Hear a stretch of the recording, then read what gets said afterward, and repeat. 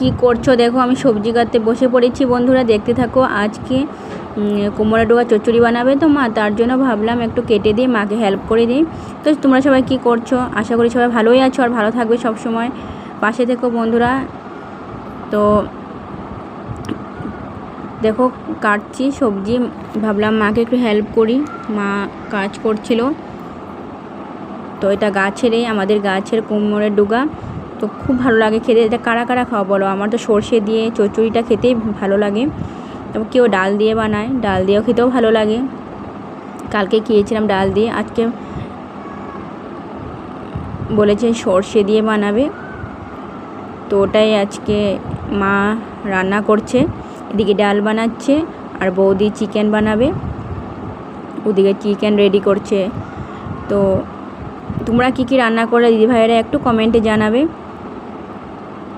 তো অনেক গরম, প্রচুর গরম দিয়েছি আর অনেক জায়গায় বৃষ্টিও হচ্ছে। তো দুদিন ধরে আমাদের এখানে বৃষ্টি নেই, দুদিন আগে হয়েছিল। তো প্রচণ্ড গরম এইখানে।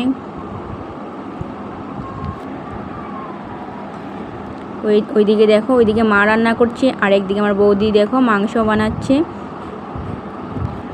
দাদা একটু দেরি হয়ে গেছে আজকে আসতে, তো একটু দেরি, আজকে অনেক লেট হয়ে গেছে। তো এদিকে জলদি জলদি রান্না করলো, করে এদিকে দেখো আমার ছেলে মেয়েকে ভাত খেতে দিয়েছি, ভাত খাচ্ছে। আমার মেয়ে তো একা নিজের হাতেই খায়, জানো তোমরাই। তো ওকে মেখে দিয়েছি, ও খাচ্ছে। এদিকে ছেলেও ভাত খাচ্ছে। তো ভাত না খেয়ে দেখো চিকেন খাচ্ছে আমার মেয়ে। এদিকে আমার দাদার ছেলেটা দেখো, ও খাবে, ভাত বাড়ছে ওর জন্য। তো এদিকে আমিও খেতে বসে পড়েছি,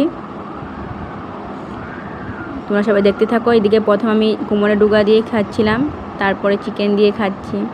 চিকেনটা টেস্ট হয়েছিল অনেক। তো অনেক গরম, তো গরম হলে তো ভাত তো খেতেই হবে বলো।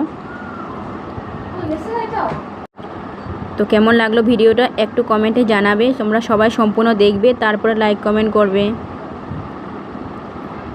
এদিকে দেখো আমার ছেলেও দেখাচ্ছে, দেখো চিকেন দেখাচ্ছে। আজকের জন্য এতটুকুই।